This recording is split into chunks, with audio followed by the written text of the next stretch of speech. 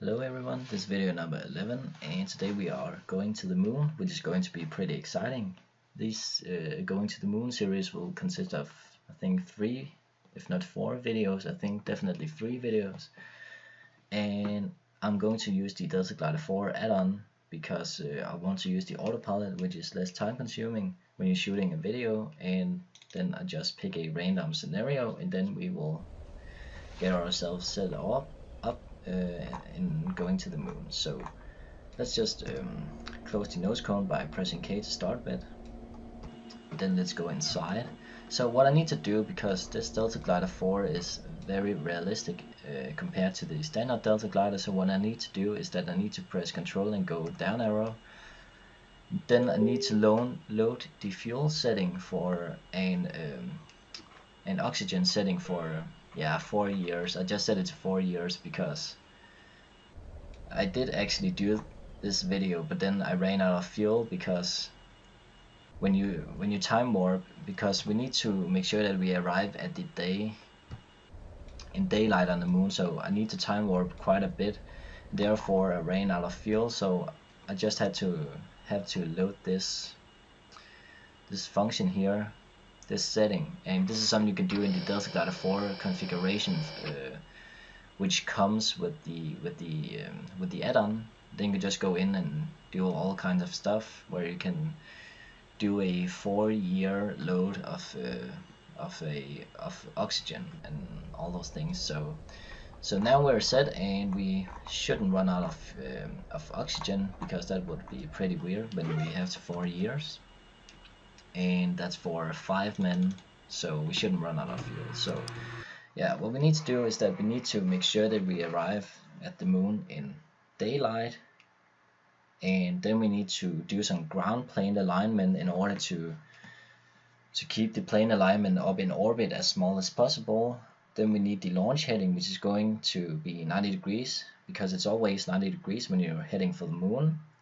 Then we're gonna take off, and then we will circularize our orbit once we're in orbit, and that will of course be automated because I'm doing an automated ascent. Then we will align the plane once we're in orbit, and then we will look at the transfer MFD to set up our journey to the moon. So that's going to be pretty exciting. So first we need to make sure that we arrive in daylight. So let's press F8 to get these big MFDs, and then press select and go to map, and then we need to reference the moon. And what we need to do is that we need to target the spaceport which we are going to land at, which is going to be Brighton Beach. So in order to arrive in daylight, we need to fast forward a little bit. So let's just fast forward.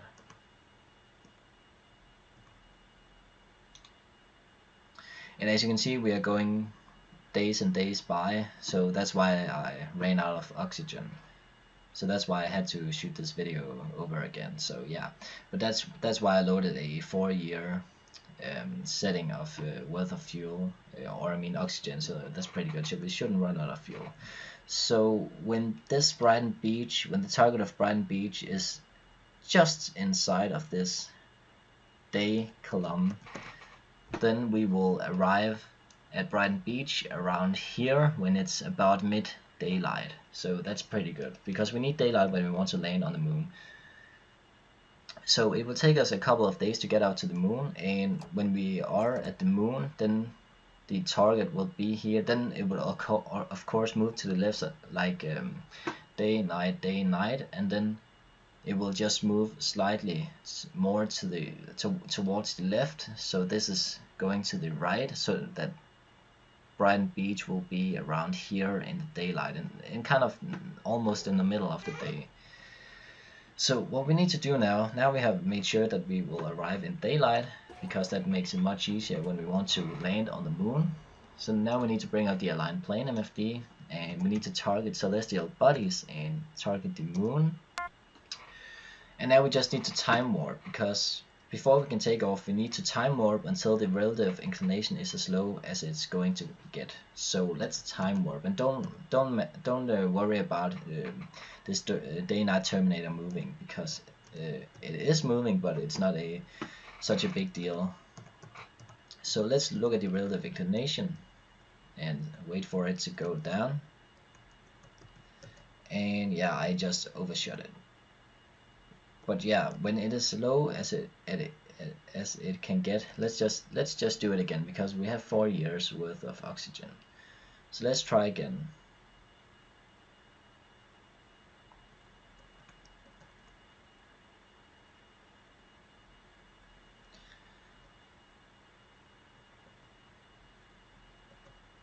So yeah, I don't think that this is going to be a problem, that it has moved so much, because I overshot it, but that's why I just don't want to time warp that much.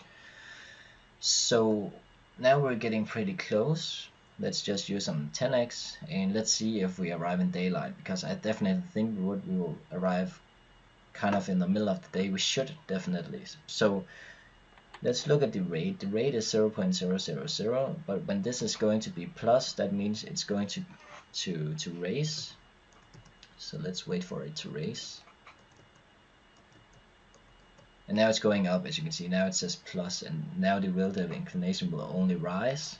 So what we need to do is that we need to take off. So let's press F8, then control arrow down, and then we need to program the autopilot. So let's press Pro 904, Pro 904, and spec 90. So we are going to do a hover ascent, and then we will have a launch heading of 90 degrees when we're going to the moon. And let's just execute, because now is the time to take off. So let's raise the landing gear by pressing G.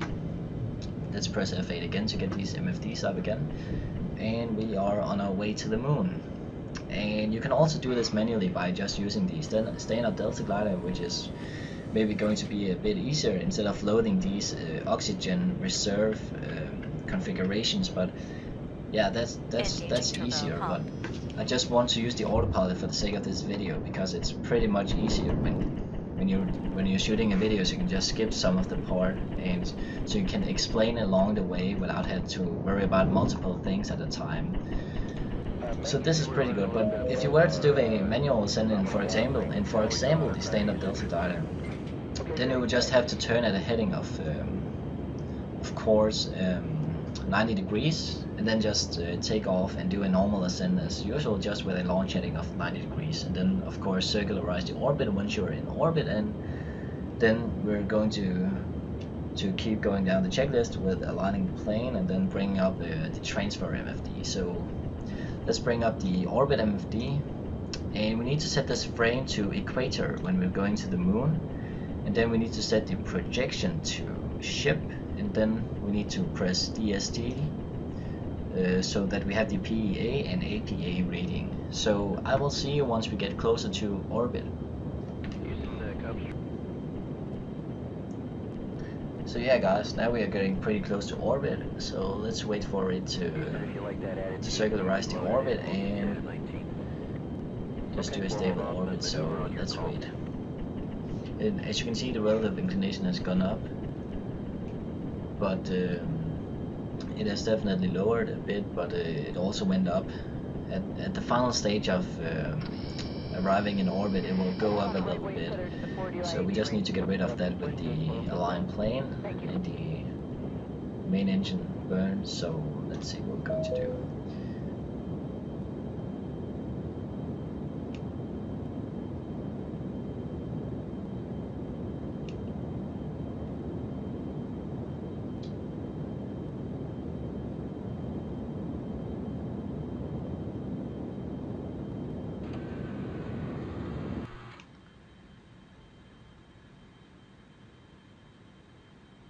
So now we have a stable perfectly circular orbit, and what we need to do now is that we need to align our plane, and we are coming towards the descending node. So what we need to do is that we need to use the NML plus, normal plus orientation, and it says surface HUD, so press H a couple of times, then you'll get the orbit HUD. So when we get a little closer, we will start burning to get our relative inclination down to 0.00. And let's just burn at 20 seconds.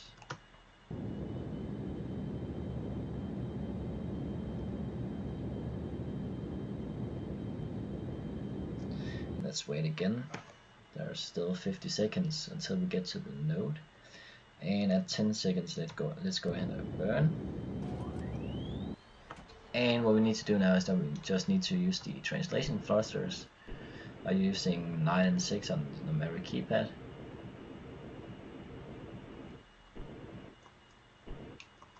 And now it's 0.00, the relative inclination, so now we have also aligned the plane. So let's bring up the transfer MFD. So this is where it's going to be pretty exciting, because now we are setting up our ejection burn in going to the moon. So we are actually setting up our journey to the moon right now.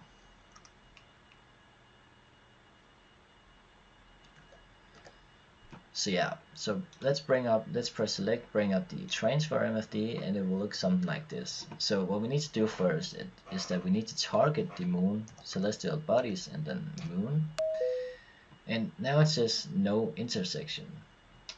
And let me just explain. So this yellow circle right here is the orbit of the moon.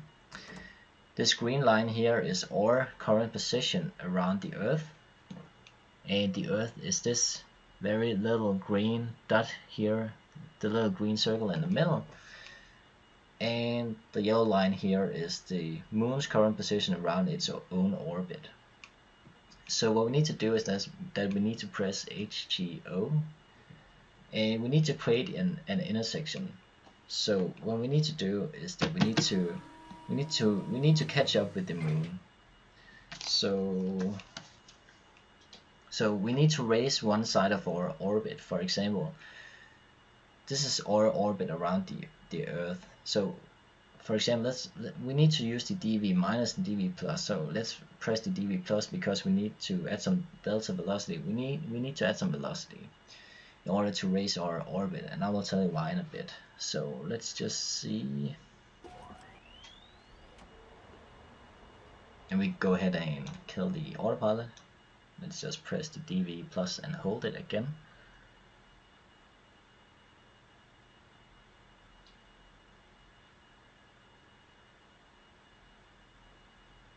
And as you can see, there's a small ellipse forming. So this is the Earth, and this is our estimated. This is where we're going to be. This is our estimated orbit around the Earth if we were to do a burn at when the DTE, the time to do the burn, reads 0. So this is really just the time to the ejection burn. So what we need to do is that we need to raise the one side of our orbit all the way out to the orbit of the moon, so that we will, when we are at this point out here in our orbit, because we raised one side of our orbit, then we will meet the moon at some point. So let's press dv plus until the orbital ellipse is going to hit the yellow circle, the orbit of the moon, and now there's an intersection. So this means that one side of our orbit is now reaching all the way out to the orbit of the moon, which means that we will eventually meet up with the moon. But if we were to fire right now, this is the moon's current position. So if we were to fire right now, at the time we would be out here in the orbit of the moon would actually be right here on this yellow dashed line. So this means that we need to move this. We need to move this on top of this yellow dashed line, so that when we fire our engines, and when we are out here, we would actually be on top of this yellow dashed line, which means that we will actually be where the moon is at that current position. So let's just move it with EJ plus and EJ minus. Let's just move it up here.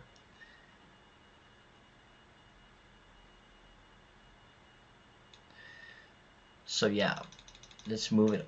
So let's move this purple line all off top of the yellow dashed line. So this means that the moon's current position is right here. So if it were to fire when the DTE is about 0, actually it's about 40 seconds before, but if we were to fire at that point, then the moon's current position would actually be right here, so that we will intercept the moon. And that's what the transfer MFD is all about. It's about creating an intersection to meet up with the moon.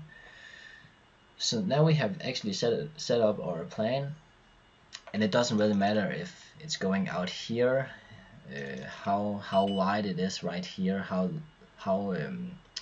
how long it's getting out from the center, if it's going up here or there. It just needs to be around this size out from the yellow circle, the orbit of the moon, of course. And then we just need to make sure that this purple line is completely on top of the yellow dashed line, which is the moon's estimated position when we will have done that burn and when we are out here. So that's just how to intercept the moon. So that's what the transfer MFD is really doing.